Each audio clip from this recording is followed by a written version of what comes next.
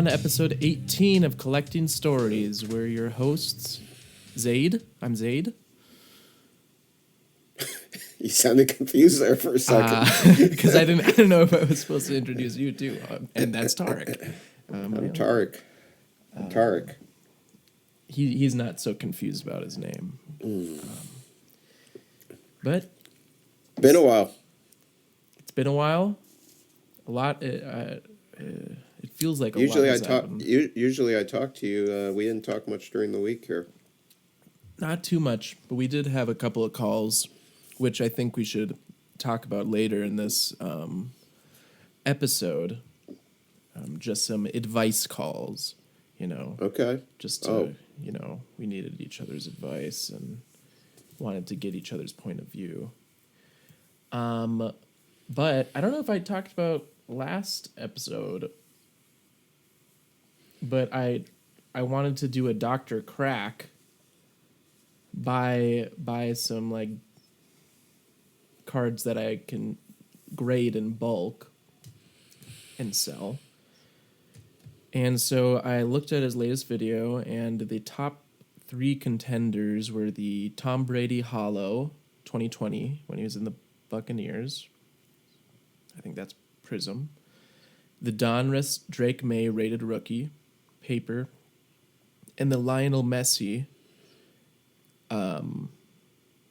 World Cup Prism from 2022. So those had the highest profit margins if I could get PSA 10s. By hollow, you mean the silver prism? Is Yeah. that what we're talking about? Sorry, Okay. the silver prism. Are the 3 of them, the most available one was the Drake Maye Donruss on eBay. That was the most available. And I found this listing. It was 6 pretty, it looked like pretty good condition cards for $50. So I bit the bullet on that. What is that, $8.50 a card or something? So I got them, and I actually graded them myself first to see which ones I should send in. And I did your little thing with the sticky note on the card. Mm-hmm. So I graded... I thought when you said graded, you meant like you slabbed it too. Oh, no, I can't. Let's start doing that. We could probably 3D print some slabs. Or did you want to... Anyways. Did you want to, like, copy PSA and try to scam people? No. Oh, okay. No, I don't want to do that. I'd make a different looking slab. All right, next episode we're designing our own slab, and then you guys can vote which one is better. We could probably design a cool slab. I think so. But I got a card centering tool. I measured all of them, left to right, top to bottom. Top to bottom was interesting because sometimes you can't tell where they're measuring from. So I think it's from... Here's a Drake Maye card. I think top is obviously this line above. Yep. But then I believe the bottom is actually the bottom of the football on the bottom and not the line. I'd agree. You'd agree? Okay. I would, yeah. So it seemed like the centering top to bottom for all of them were 50-50, which was really good. Some of them, left to right, were like 54-46, 55-45. And I kind of put that in consideration when I'm trying to send them in. Some of them had some weird defects, surface defects. So I did a look over on all of them, and I decided I thought 3 of them were good enough to send in. These will guarantee hopefully 10s, but 9s or 10s in my opinion. Okay. 10s right now, after he won the AFC championship, are going for $250. That's ridiculous. Wow. For a paper rated rookie card that has a gem rate of like 42%. Yeah. And I bought each of these for $8. add another $22 to that. So I'm in them for $30. So if they're 10s or even 9s, I'm sure I'll profit on them. So I'm excited about that. Yeah, that's cool. I also picked up this Greg LeMond Allure. Oh, that's cool. This was off Buy Sports Cards. This was in a package. This was from a seller that did not know how to package sports cards. I mean, and I look back, I was like, okay, this person didn't they didn't have any sales on buysportscards.com.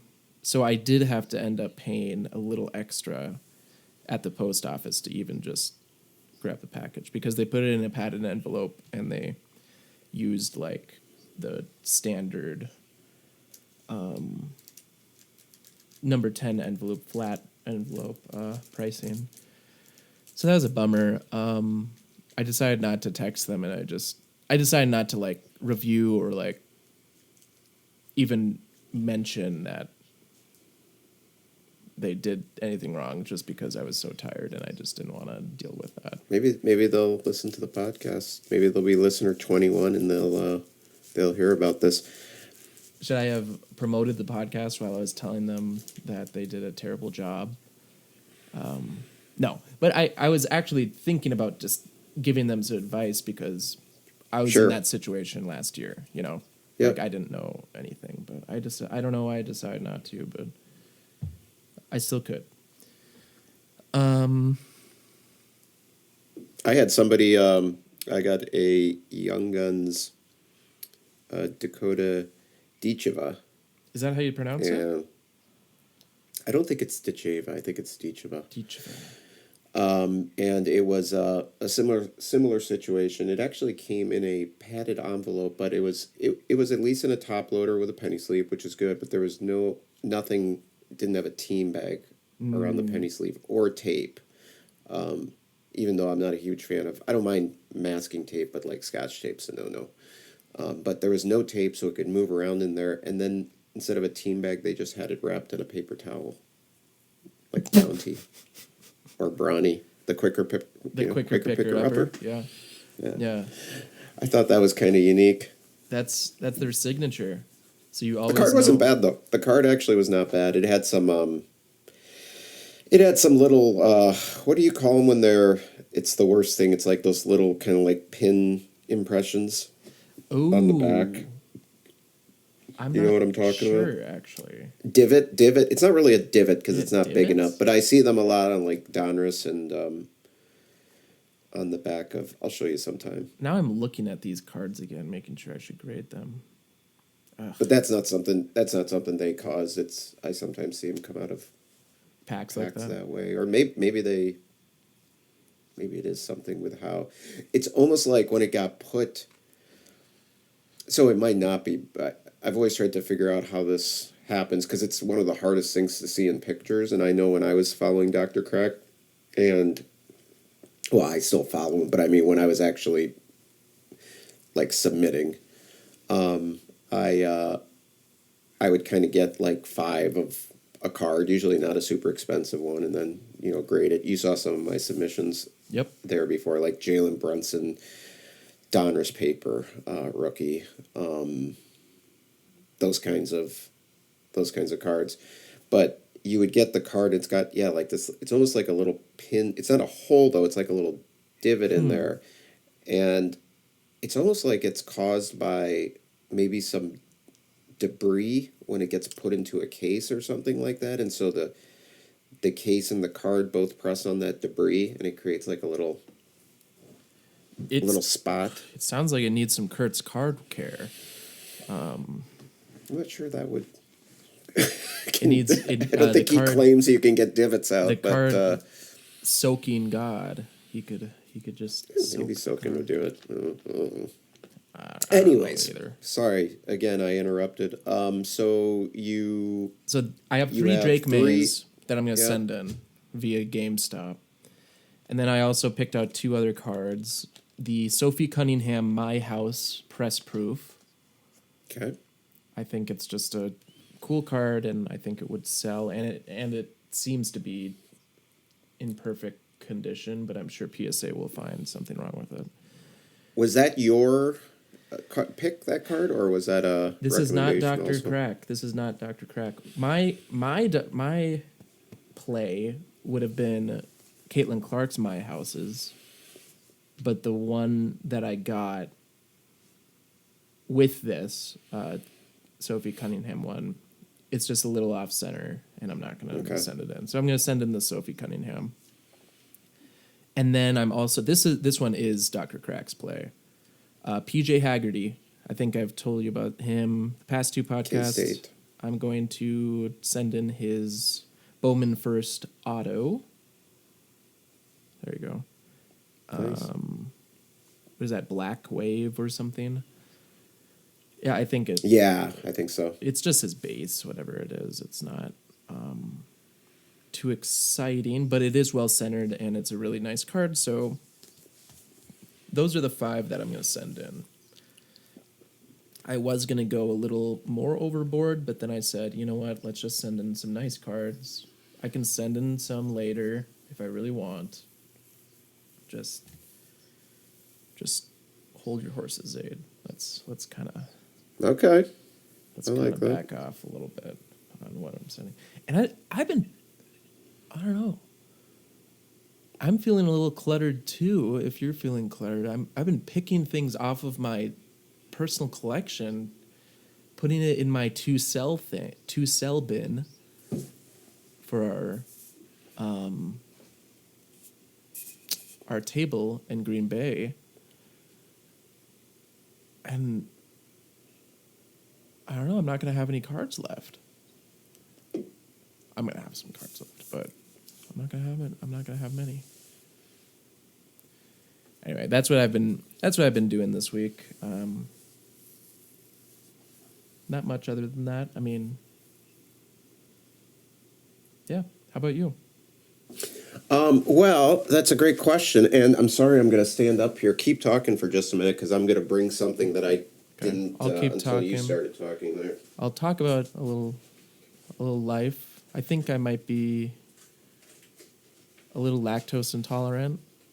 That's a new thing that I haven't really figured. Also, my second toe hurts. I think my left foot is a little bigger than my right.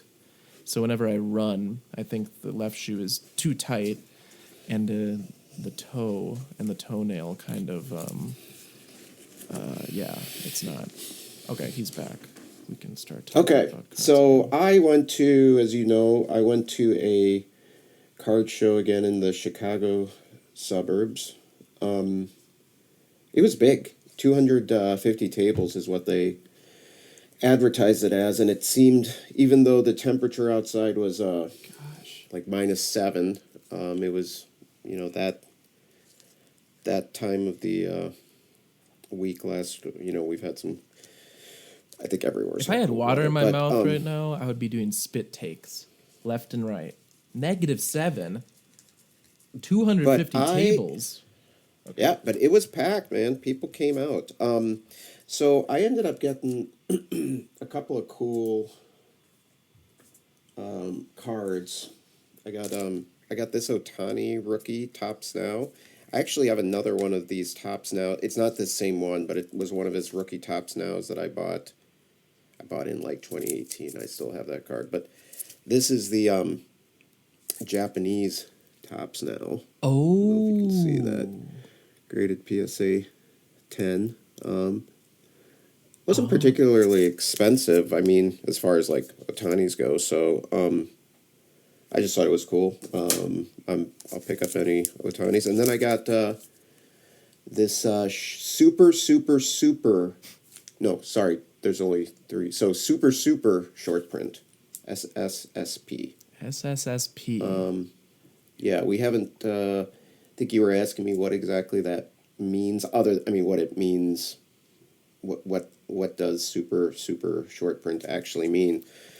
Just means I don't know if that means that Topps can keep on putting S's on their crap and start printing more cards. But obviously, it's not just a short print. It's super. It's super, super. super. But it's got it's the holiday Otani. He's wearing a Santa belt in this one. You know, I'm a sucker for the gimmicky things, Yeah. especially Topps Holiday Baseball. So that was, I thought it was a good price. He had it written on their low pop 9. I think it's actually more than a pop 9, but I think it's in the teens at most. So I got those graded cards, and then I was kind of, after I did a submission, I got kind of excited. I was like, maybe I could do, like, we talked about doing submissions more often. Maybe I could do one not every week, but maybe I could do one every month. Month seems doable. I could get into that sort of a groove, and then I've got something, rather than having to wait right now until I'm actually aged another year to get my last submission back. Literally, I'll have a. Oh my gosh. I'll be +1 on my age.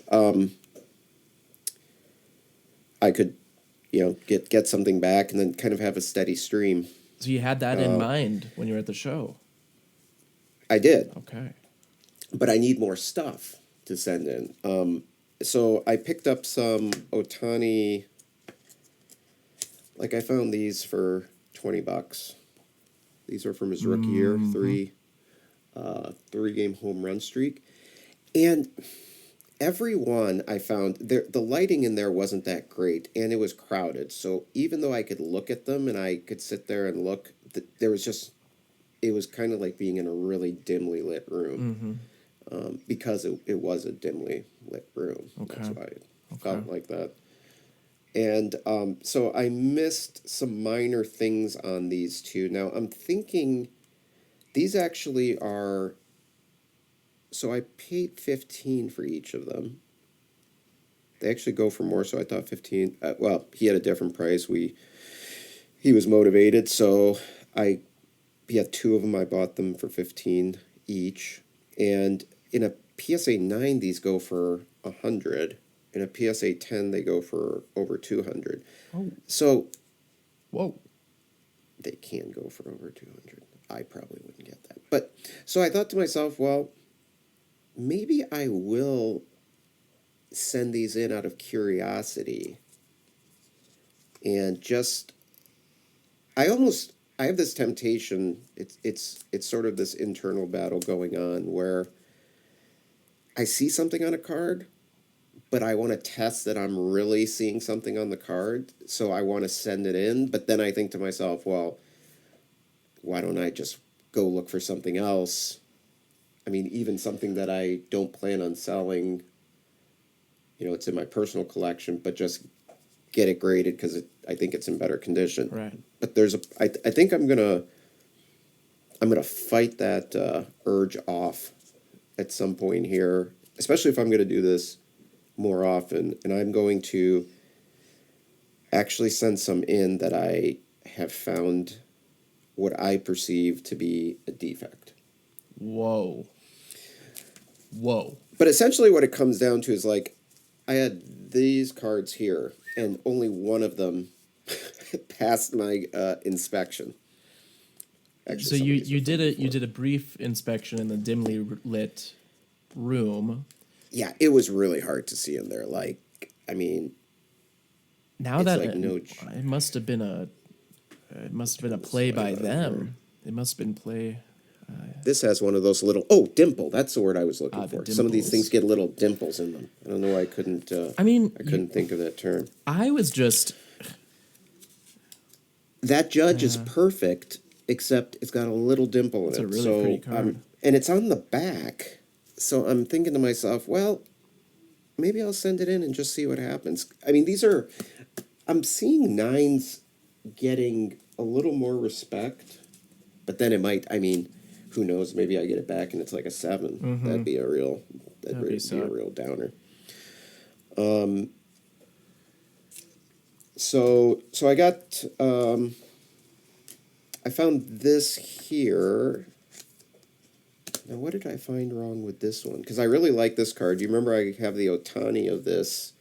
It's a throwback card to 90 tops, I got the Otani Gold. This is the Mike Trout. Ooh, nice. And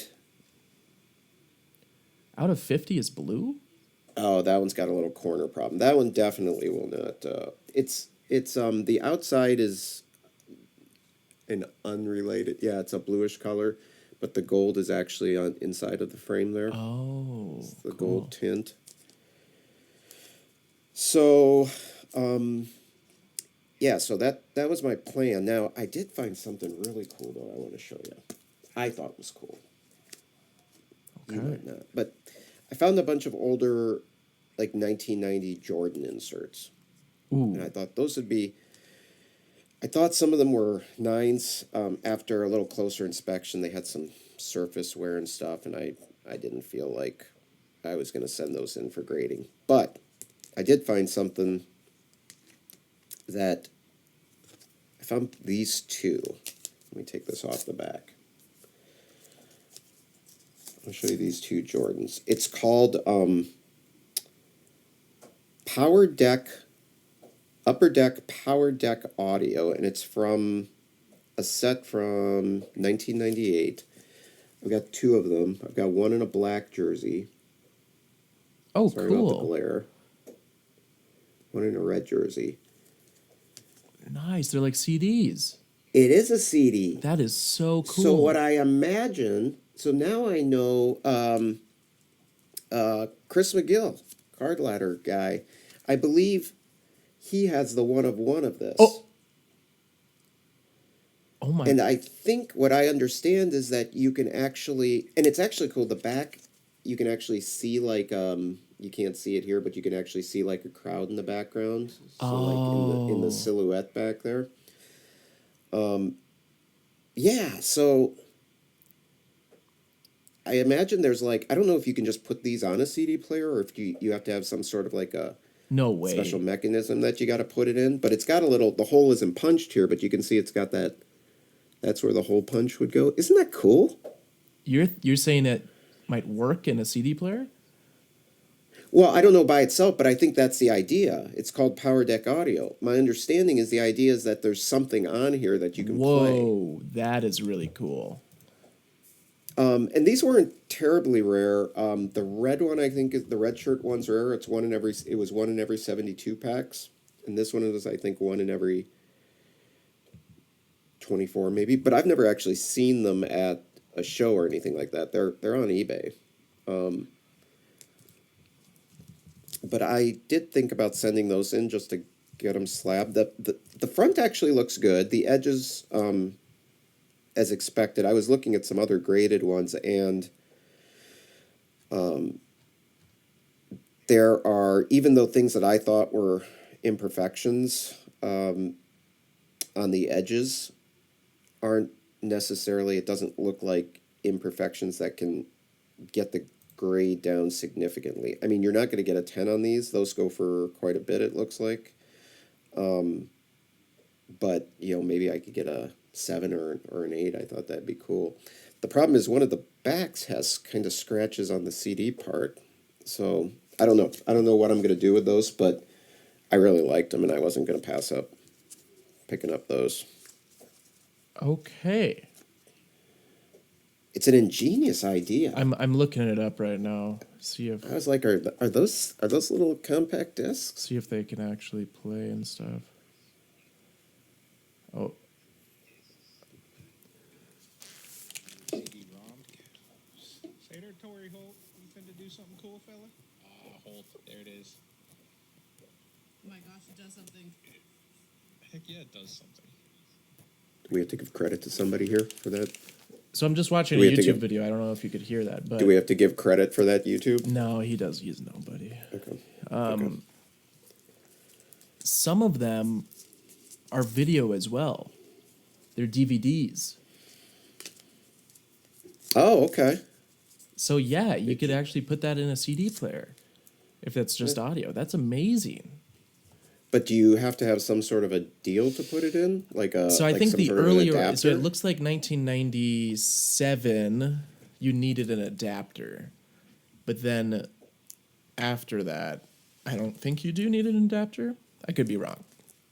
All right. Well, that's for a future episode. When you come here, we're gonna figure that puppy out. No, you can't. How much did you pay for them again? $20. It wasn't that much. Just to hear Michael Jordan's voice or something? I don't know if it's his voice or Who knows? I wonder what the one of one sounds like. somebody must have. Yeah, I don't know if that one I might just decide not to play and just dream up whatever I think it might say.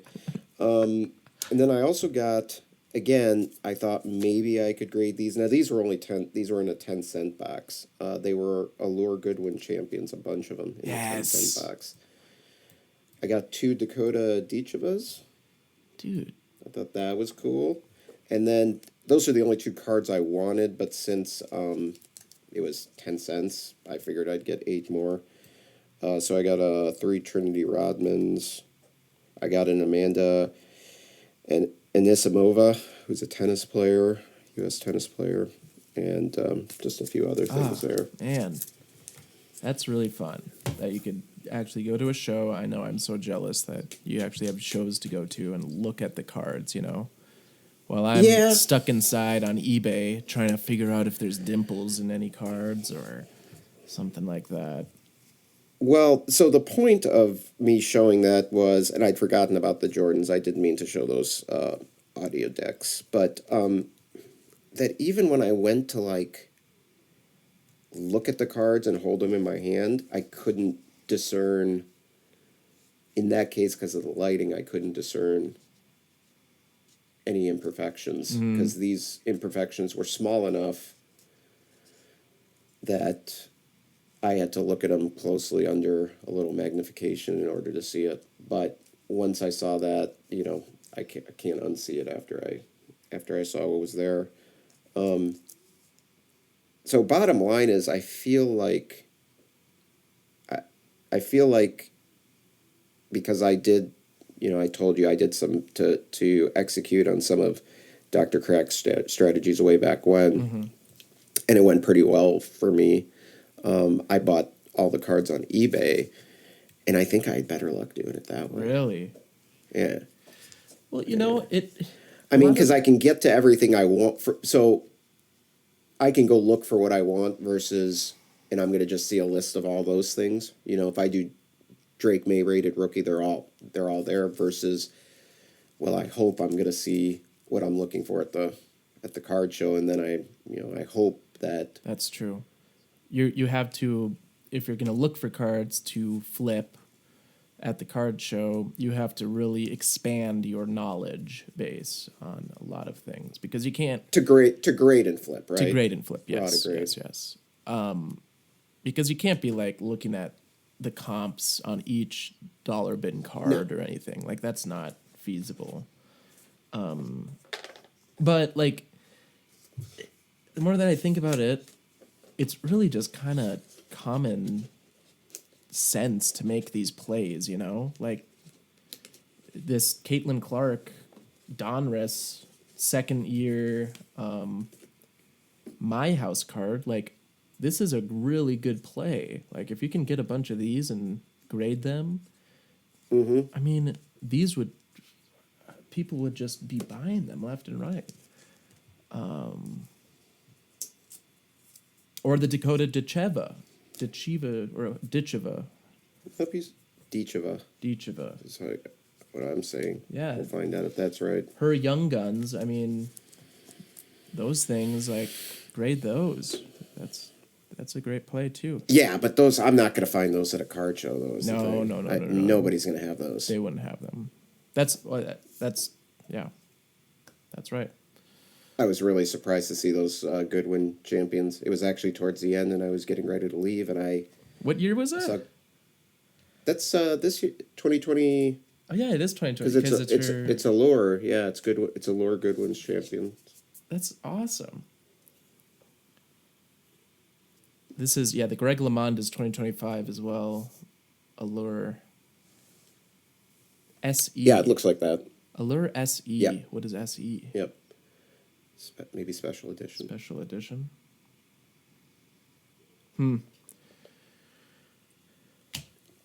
So yeah, so that's what I did, and then obviously we talked about some equipment for the card show, some display cases. Yeah, So I will be getting those. yeah. The specifically card cases are just so expensive, but you could get cheaper ones on Amazon. Like, what is it, Zion cases? Like, Oh, Zion those? makes display cases like Yeah, that? and they're just insanely expensive. But the ones on Amazon, $50 to like $70 for a display case for a big one too. I mean, Those are going to do the trick. Yeah. I mean, it's just a little more organized than laying them out on the table, which you can do also. I mean, you can do that. You can do that. I need to go to the card shop and look in person at some cards because I'm kind of getting excited to go flip some cards and grade them. Anyway, I did have a question for you. This just so let me ask you a go. question first, as Okay. long as we're on the topic of flipping. Now, when you think what is when you want to, we talked about, well, when we started this, we talked about how we don't really. There's better ways to make money, right? Is the grading and flipping kind of? I mean, yes, hopefully you can get some money, and that's not going to be money that you're going to use to like go buy a car or something like that, but you're going to use it so that you can go buy more cards, probably, right? I mean, that's what I would probably be doing with it, or that is what I do with it. But is part of it just the entertainment value of just seeing if you can? There is some enjoyment in just doing that, isn't there? Yes. I think the main reason I'm doing this is just because I want to see how well I can do with as least money as possible. With that, like, I don't know. I got my spreadsheet out. Like, this year, my goal, I don't have a goal, but I just want to see how much money I can make from doing this. Like, I know it's not going to be a whole lot, but like, ooh, if I can make more money than you doing this or like one of my friends doing this, I think I could rub it in their faces. Friendly competition within the hobby. Friendly competition within the hobby, but I'm not really competing with anyone. So I've made this competition just in my head. I think that's part of the. I mean, because I think a lot about this, and what. I think with any hobby, you have to find things to do within the hobby, and just going and buying all the time isn't necessarily fun. Just opening packs all the time, you can get bored of that. Just building sets all the time. I mean, doing the same thing, or even just sitting around and looking at stuff all the time is going to, it's going to, lose some of its enjoyment value if you're doing it the same thing constantly. So Right. One of the things that I think about a lot is,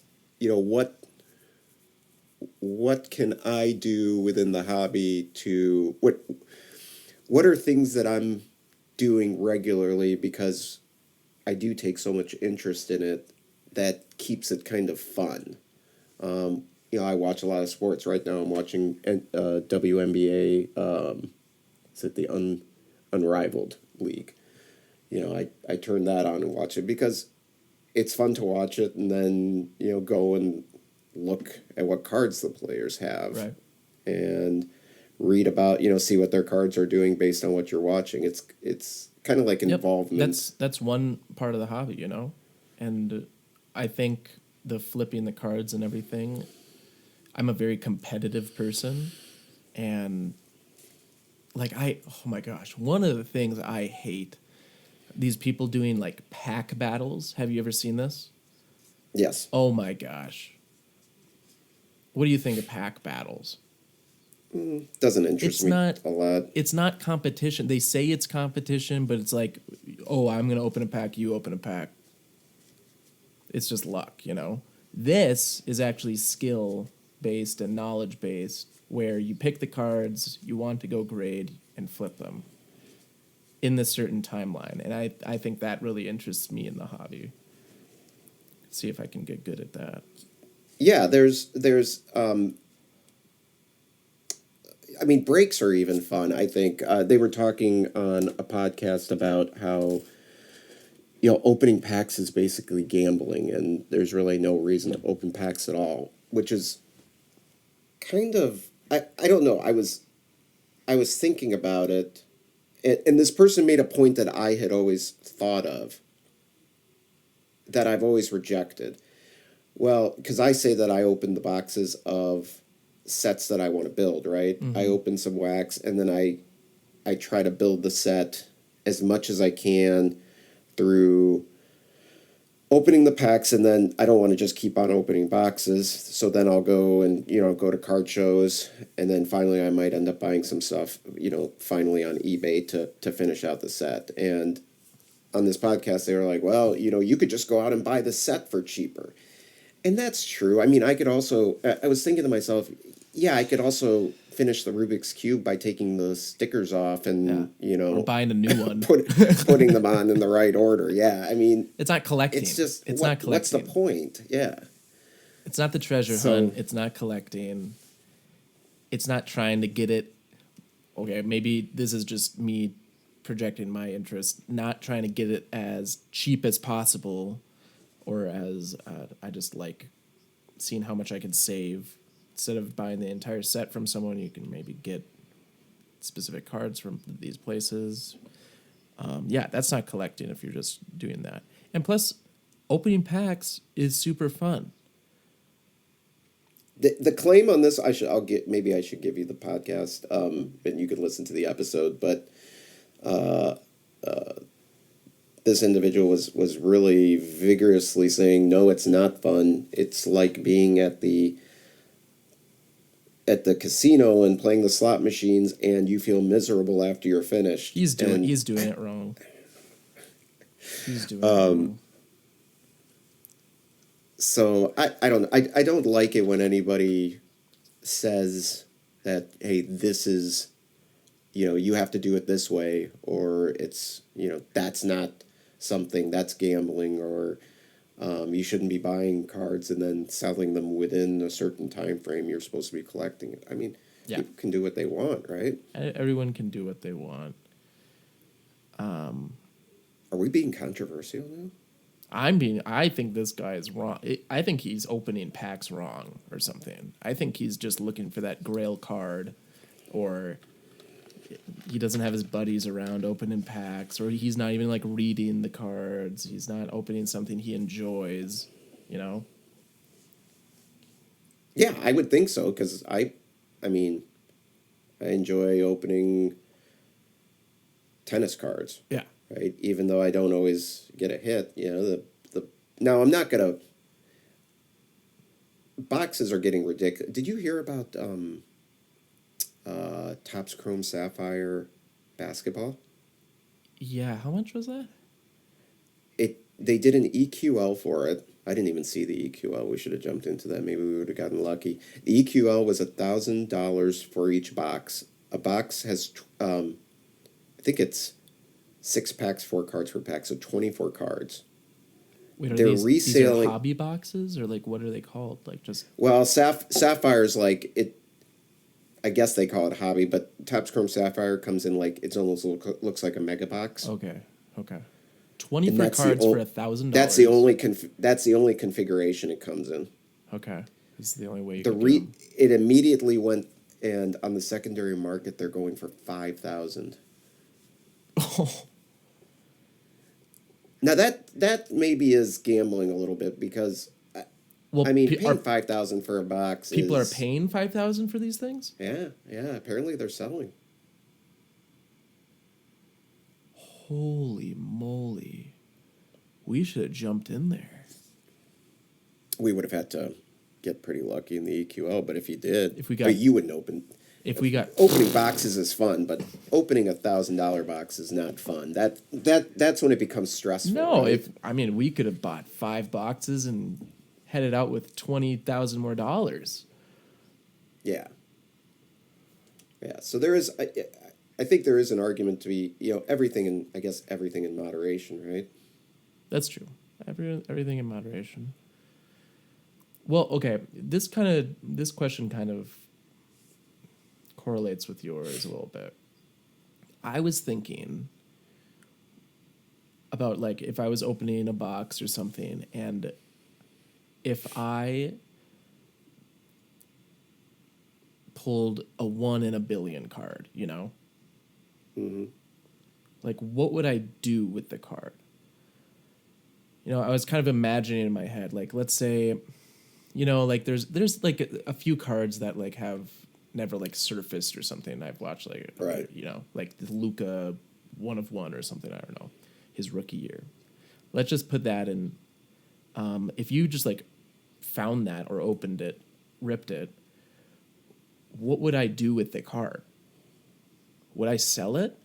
Part of me kind of just wants to keep it and not tell anyone. Mm-hmm.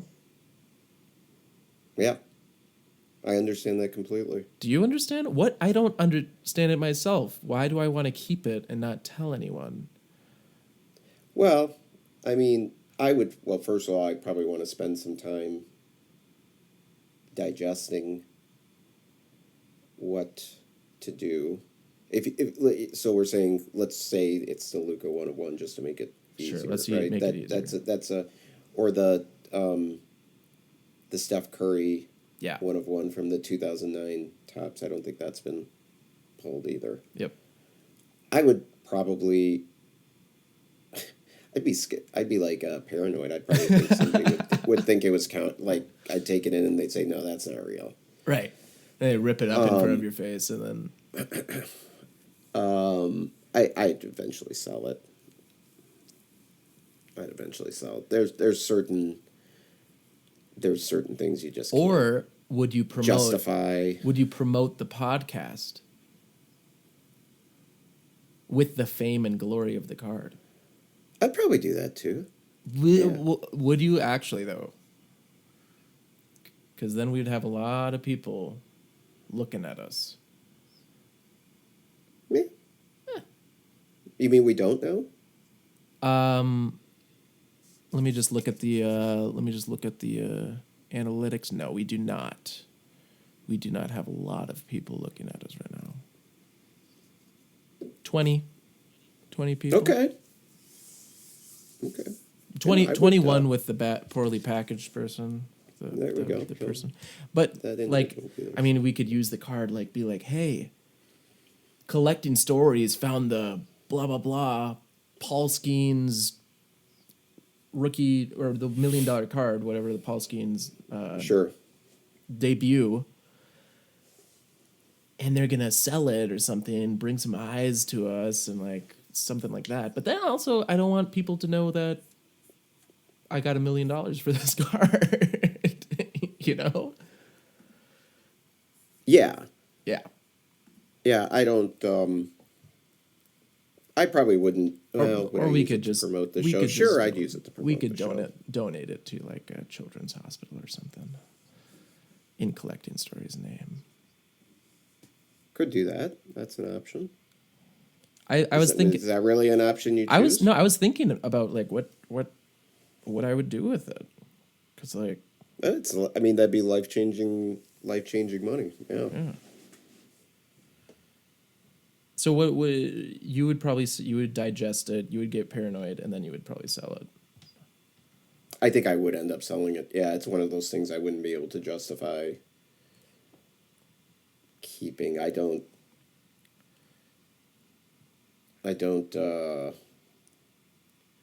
I would probably idolize the pictures on cardboard that much that I would be able to. My mind wouldn't be able to logically justify yeah. keeping it for any reason. And I mean, I'd probably be worried about it all the time, right? I'd probably be like, or it'd sit somewhere in a bank safe and I'd never see it, But so if I there wouldn't be a kept it- lot of purpose. If I kept it, I would put it in a cardboard box. You know, I would just put it in a regular penny sleeve in a cardboard box. That somehow excites me a little bit. Just like You'd sell it. I'm sure you'd I- sell it. I think you can come up with all these things, but I'm sure you would No. not keep it. But beforehand, I would send it to PSA through GameStop first. Jeez. No, there are certain cards like I mean I think about those things where you that's an in-person transaction. You fly to Yeah. where are they? Santa Ana, California, and I mean you walk that thing in the front door. With the nuclear football. What is that card in wrestling? Is there a wrestling card that's like that would be the like, oh my gosh, this is insane. I think the highest public sale for a wrestling card was. Well, I know the Rock's 2022 Panini Prism 1/1 sold for I believe it was around 126,000. And then there might have been a one after that. I'm not sure. I think there was another card, but yeah, I don't think anything's gotten over that 100 and somewhere below 150,000, and there hasn't been many of them. I don't think It's a much more affordable space to collect. Although Topps is doing their best to change that. Yeah, I wonder how much the boxes are going to be this year. Chrome boxes from last year are still selling for like $600, just regular Topps Chrome hobby. Sheesh. I think it's because they had rock autos on Okay. card. Oh, that's nice. Yeah, the froth card industry doesn't have that card yet. I think an expensive card would be like Paul Macbeth. They're all one of ones, right? Like they have to be one of ones or something to be like really, really extraordinary. Usually, yeah. Or a specific like signature that they did, you know, if they signed it in a particular way. Like they wrote a little anecdote or something on it. On the card. It's I would, one thing I would probably argue is that I feel pretty fortunate to enjoy cards and sports that don't, that haven't taken off. Yeah. Like tennis. I mean, I really like tennis, and the boxes are under $100. Uh-huh. Wrestling, I would love to be able to buy WWE wrestling stuff, but I feel fortunate that for a few years, I mean, even before Panini, for a few years, it was actually really affordable. But Panini even became affordable after that initial release of Prism. I thought the top stuff would that hype would die down, but right now, with the way breaking's going and the way people are flipping around boxes, it's just, I mean, boxes are just going up across the board. So the fact that tennis, AEW wrestling by Upper Deck, I'm starting to, since I've been watching tons and tons of hockey and really liking it, feeling like I may start getting into Upper Deck hockey. That Combat Anthology from Panini, although that's starting to go up now, but I mean, I loved opening that. So it's nice to, I feel, like I said, I feel pretty fortunate that there's still an affordable. You're not done opening it. And then those new Frolf cards are coming sometime. We pre-ordered those. I don't know when they're supposed to ship or anything. But there's always a corner you can find, I think, that's affordable. I mean, yeah, it just wouldn't be, I think it would be stressful and not fun if the only way, like all you cared about was basketball cards and you needed to pay $5,000 in order to, Yeah. for if you wanted to open anything. Yeah. So we're pretty much reaping the benefits of that. We have our corners that we like a lot, and then we could just profit off of the basketball people or the football people. Why am I so? I feel like Yeah, because I mean, I feel like so let's think about this. evil If person. you open, like when I open a box of tennis under $100, right? And so I opened it to put together the set, but I mean, even still, I could just open it because I wanted to chase something in boxes that cost that little, and not feel bad. But I can't imagine how stressful it would be I mean, even I think Panini Prism football for this year is going to come out at around $1,200 a box or something. So what do they do? I mean, what does the company do? That's what I've been thinking. Like, what do they do? So they don't want to overprint everything, right? No. They've been making. Yeah, I think they could have. So yeah, I mean that's a great question. I mean, I don't know if they can do anything.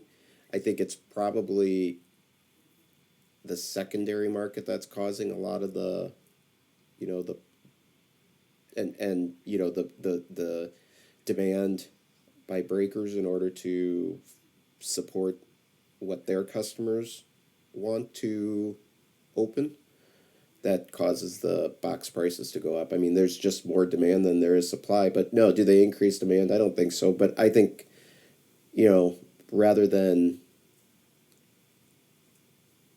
fighting it, just going and trying to find my own corner in the hobby where I can sort of work the way I want to work and not necessarily feel like I've got to go and try to get, the one of who's what's going to be the big the Cooper flag, right? Chase Cooper flag in Topps basketball. I'm happy opening McDonald's Chrome and getting the Cooper flags out of there, right? I mean, if I really wanted, I'd be just fine with that. There are ways to. You're not going to get that huge card, which like we were just talking about. I don't know what that would make me feel like. It'd probably stress me out. It would stress Tarek out. Okay. I mean, because if we followed sort of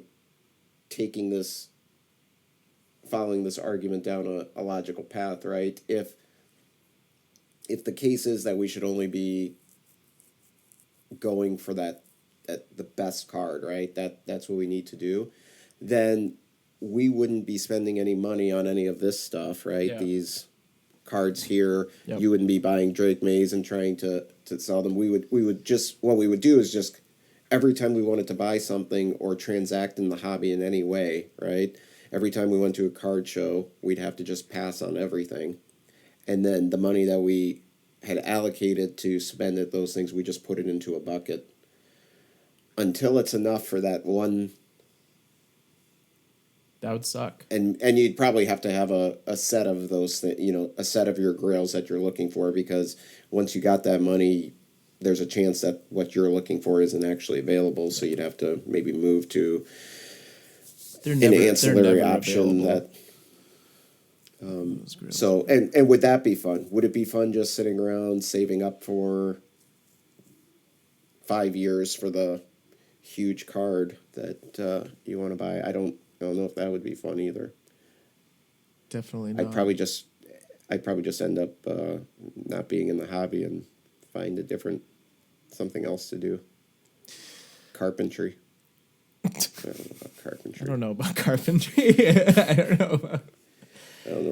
I don't think I have the skill for that. Yeah. Okay, I've decided I'm only focusing on Frolf now. That's going to be my thing. You're not going to buy anything else?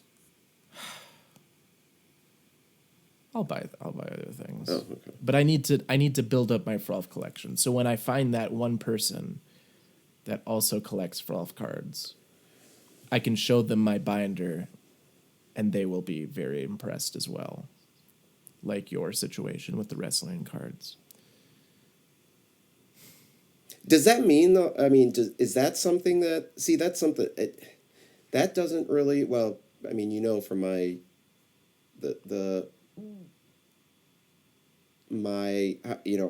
how little I like interacting. Although when I start to do it, it's fine. But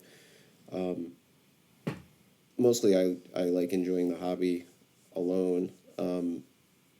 So I was wondering, is that a driver for you to like I want to be proud of my collection. get a card and then be able to? I want to be proud of it and show it off, and like. But proud in somebody else's eyes or in your own eyes? Well, some of that comes from confirmation from other people. Sure. You weren't really sure about your wrestling book, right? You're like, No. I don't think. Or any of my cards, yeah. Yeah, and it finding like-minded people be like to be impressed and like talk about it with, I think is a good thing. But I liked my wrestling book even before. Yeah, when I That's true. went to sell some stuff, the people that I showed it to were like, I don't think that's what they were expecting. But I know that they even asked me, if I take stuff out, it looks like this is in some sort of order. Yeah, I've reordered the things in my book over and over again, and done it different ways, and Or it's a that's part of the fun, too. competition thing again for me. I don't know. Maybe I just want my book to be better than theirs.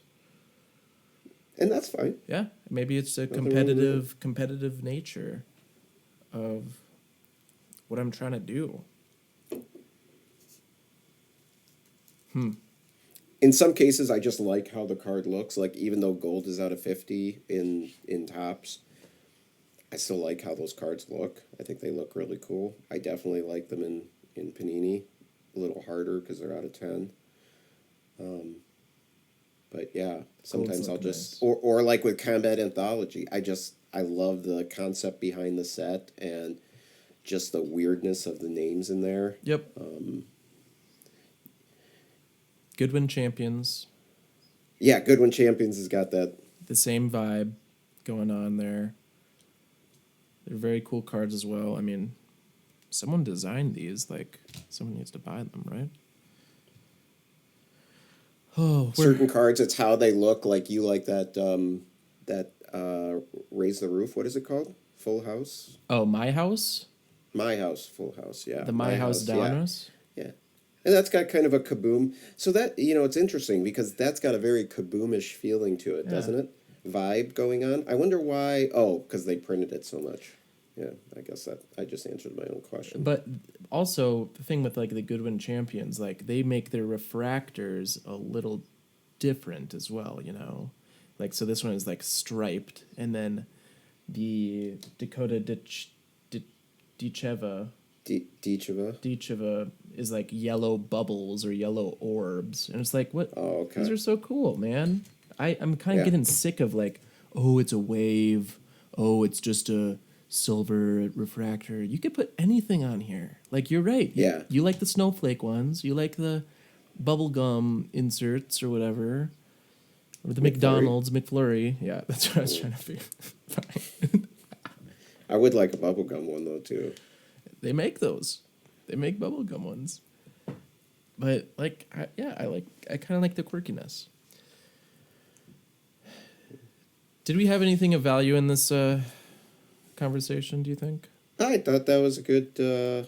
I enjoyed that. That's kind of like when we sit around and just shoot the crap. Yeah, I really wanted to ask you that question, that's for sure. Because I don't know why that's been on my mind. Did you ask it to me? Which question was it? Oh, the one of one one? The one of one, yeah.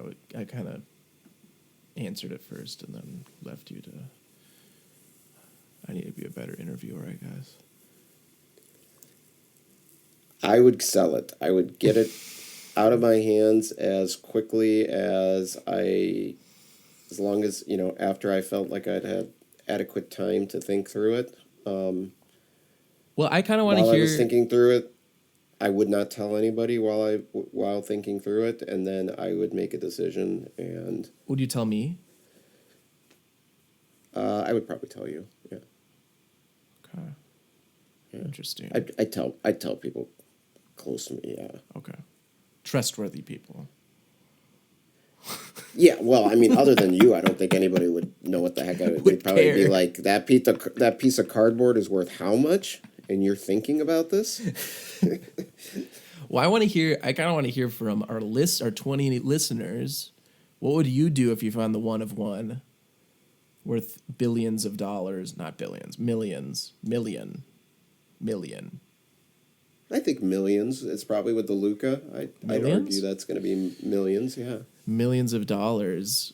And, like, just with how many eyes are looking at it, like, kind of makes you a little famous as well. Puts you in the news, at least, in the card world. What would you, the listener, do with it? And if you want to comment on either our Spotify or Apple or our video on YouTube, I think we'd enjoy reading those. So keep that in mind. Yes, we would. I would enjoy reading them as well. All right. Well, that seems like a good time to stop. What do you think about that, Tarek? I think so. We haven't opened packs in a while. We're going to. I got to figure out how to get money into that courtyard.io. Although Wilson, Jeff, and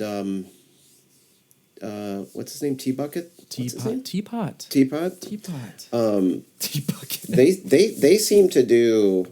They seem to get really good stuff from Arena Club. I think they buy their nice, they buy the $100 packs or the $1,000 packs or something. I wouldn't buy the 1,000. I might buy $100 pack if you could get some decent stuff out of there. Yeah, 100. What I really like about Arena Club, you get to see what cards you can get. The actual specific cards that you could get in what condition. Let's do that on the next episode maybe. Okay. Let's do an arena. I mean, I'll do it, but I'm thinking about doing an Arena Club. I like it. Maybe I'll get set up ahead of time so that I can, get the account set up and make sure I get some. Should we do a pack? Should we do a pack battle? I could do one as well. Because I kind of want to open one for myself as well. You're trying to trigger yourself, aren't you? Let's do a pack battle. Oh man! We can both open one, or we could do it over 2 episodes and each do one on separate, and we could still call it a pack battle. I believe that's part of the rules. What is the winner? Does the winner get both cards then? No, I get your whole collection. Okay. Yeah, and then you would get mine. I would have to agree to the terms, right? Yes. Okay, well, thank you everyone for listening. I'm Zayd. I'm Tarek. And this has been Collecting Stories. Thank you for listening. Thanks a lot. Yep.